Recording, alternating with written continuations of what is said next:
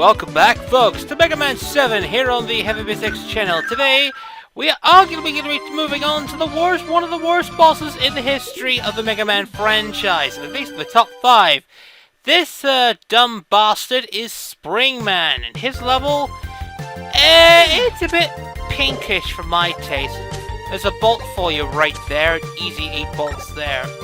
This level pretty much will give you a little bit of an example of advanced level, because it's seemingly innocent in the front.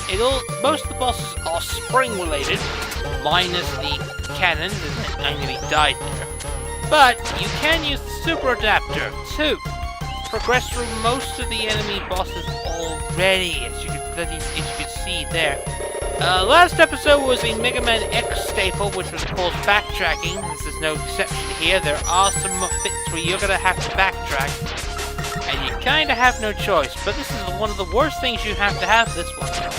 For instance, as you progress through the level, you discover the inner coilings of the frickin' system, but then you'll see Mega Man's helmet. And then you'll probably see what they're doing. They're analyzing you. They're trying to find weaknesses. They're trying to find if they can actually help their boss actually make it easy. A little bit of a hint. It doesn't really help.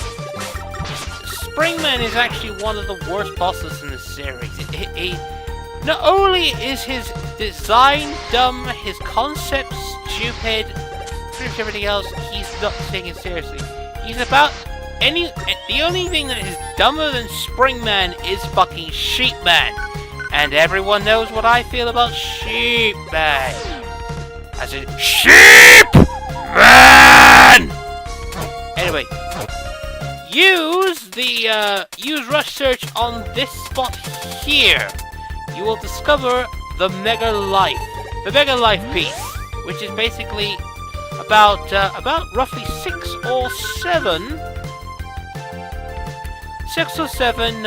large charge shots.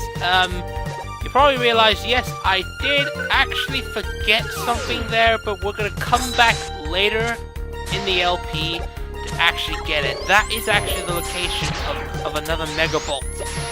As you mentioned, that we already picked up 2 of these, so we're gonna need 5 of them later. If you're wondering if RandomDCE is gonna come back, well, I actually left it open. Because he'll definitely come back to the next boss we're actually going to be facing, which is, of course, he used the theme, which is actually, if any of you actually mostly watch his videos, you probably know that one of the themes that he uses is, of course, Shademan's.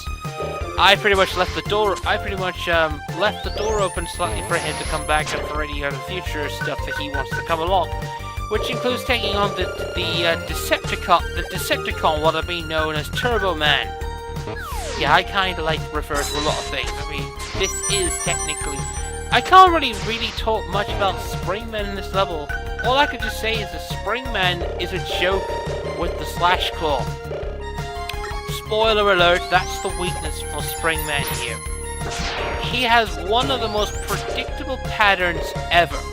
And I literally mean it. He has a pattern, a stupid pattern, that if you hit him with the Slash Claw, you can actually easily not get hit. Easy to revive. We're actually nearly towards the boss already, so quite a few things. It doesn't really matter about the amount of times I got hit in this one. Sniper Joe is easy when you got like a vantage point. You nearly got full health. We're about to head towards another Sniper Joe. He's going to block the thingy-majig, which is kind of weird. Right, move on to select the Slash Claw using the L and R buttons. That feature did actually stayed on in Mega Man. It was used in 8, and it was used back again at 10. So hit him with the Slash Claw and avoid his two extended fists. That's it. That's the pattern. And just pretty much, just when he jumps, you slide over. Besides, if you didn't have these thingamajig, it actually would be a lot more harder because his punches would actually home in on you, and you would have to barely dodge them.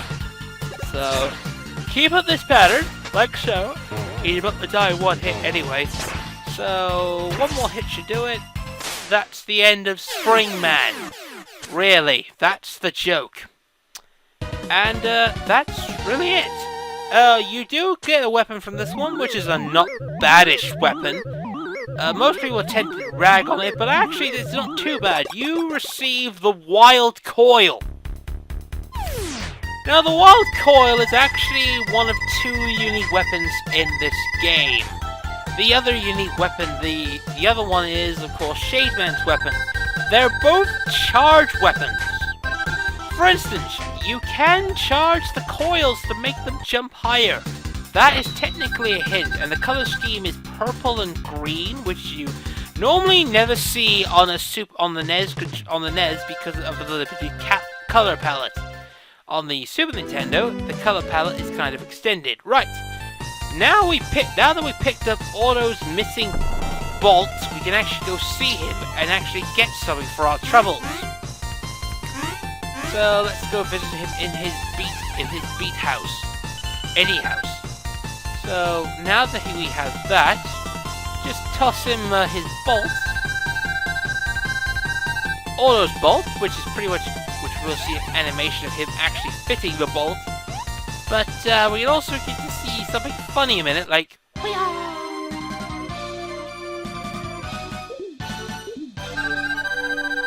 at full power. Look, a new item just for you. I can now make items using half the normal number of bolts. That is the reason why you need to pick up that bolt, because all the stuff is going to become expensive. For instance, there are a couple of items to note in this one. The energy equalizer, or as I like to call it, the energy balancer. I would actually wait later on for that one. If you didn't pick up this Rush Search and Rush Jet, you can buy them there. And you can now pick up special S capsules. These are important. They actually show up in Mega Man's 9 and 10. They are the important items. Especially when you're going up against Wily, which is the only reason why we're doing it. Also, we can pick weapon capsules are new to the series. They replenish weapon energy if you seem to be lacking a bit.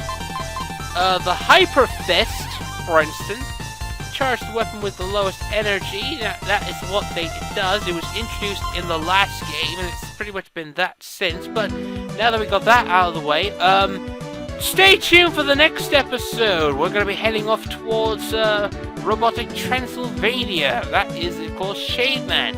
Hopefully, RandomDCE will be back for the next episode. Hopefully.